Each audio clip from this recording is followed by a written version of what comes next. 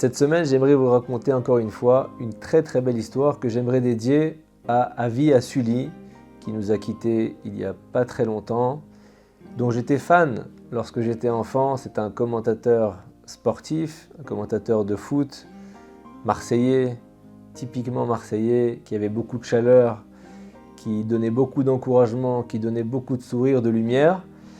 Alors ce cours, c'est dédié à l'élévation de son âme, puisqu'il m'a fait l'honneur, lui à son tour, bien plus tard, j'ai eu la grande surprise d'apprendre qu'il adorait les histoires du Shabbat.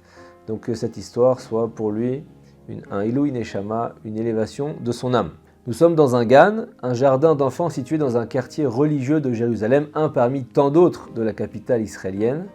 Mais ce Gan a quelque chose de particulier. Il se distingue par plusieurs points forts qui en font une structure éducative de référence en Israël. L'ordre, la propreté, mais surtout l'éducation de qualité et l'atmosphère de grande sérénité qui en découle sont régulièrement distingués par des prix d'éducation en Israël. Le résultat, c'est qu'il y a des dossiers d'inscription très nombreux qui sont déposés pour un nombre de places réduites. Ce succès, c'est avant tout l'investissement de deux personnes. La directrice du jardin d'enfants est une éducatrice passionnée qui consacre corps et âme à ce Gan. Et pour l'accompagner, elle peut compter sur une assistante fidèle et dévouée. Et les deux femmes travaillent main dans la main depuis très longtemps. Et ensemble, elles ont réussi à bâtir un lieu où on entend toujours des rires d'enfants, où l'apprentissage se fait dans un environnement sain, un environnement chaleureux. Et le temps passe, et l'assistante, après des années et des années de bons et loyaux services, arrive à l'âge de la retraite. La directrice connaît bien les lois, les différentes formalités administratives une fois l'âge de la retraite atteint. Elle la convoque dans son bureau et elle lui dit « Je ne te remercierai jamais assez pour ton travail exceptionnel, mais voilà, tu as atteint l'âge de la retraite, le temps est venu pour toi de partir, je te demande de prendre ta retraite, mais ne t'inquiète pas, tu continueras à recevoir un salaire à peu près équivalent à ce que tu touches aujourd'hui. » L'assistante est sciée par cette demande qu'elle refuse directement. Comment est-ce qu'elle peut imaginer un seul instant abandonner ce Gan, les enfants, ce lieu qu'elle aime tant? Toute sa vie, elle a investi son cœur et son énergie dans ce travail. Comment tourner la plus belle page de sa vie du jour au lendemain? C'est impossible. Impossible, elle est foudroyée.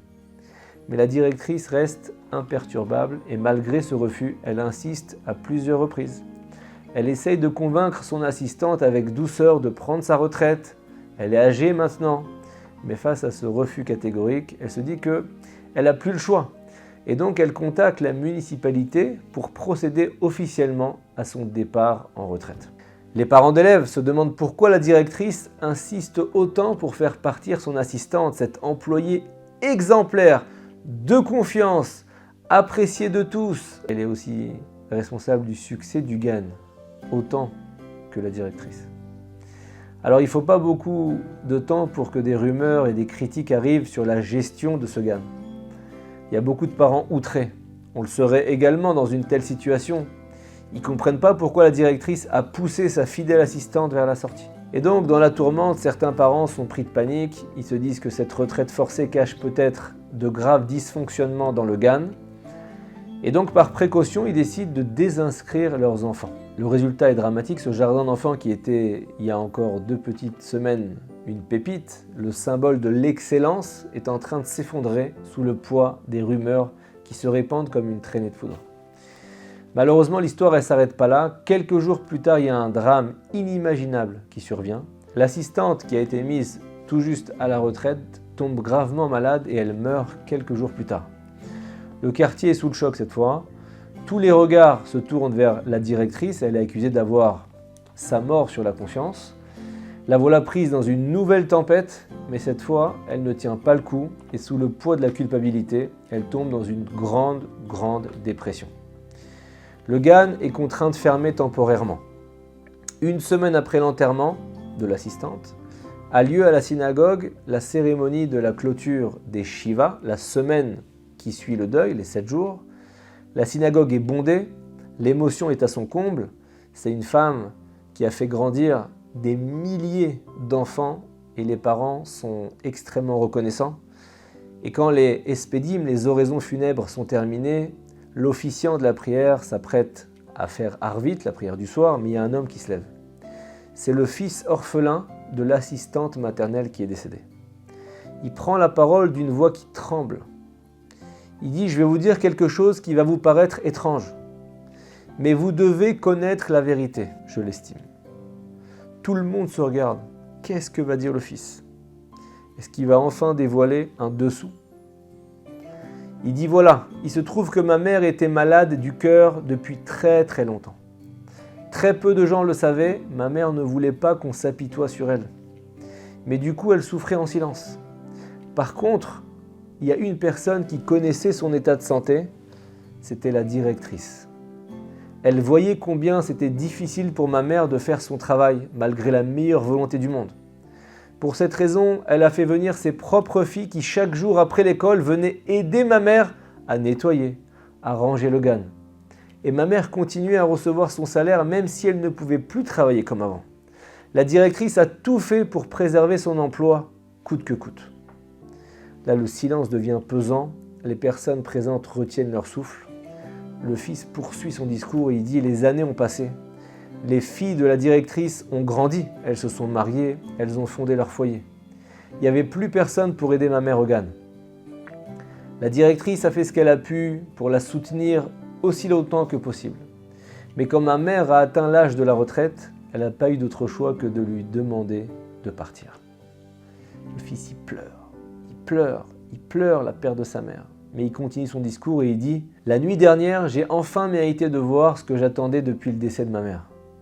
Elle m'est apparue en rêve. Elle se trouvait devant le tribunal céleste.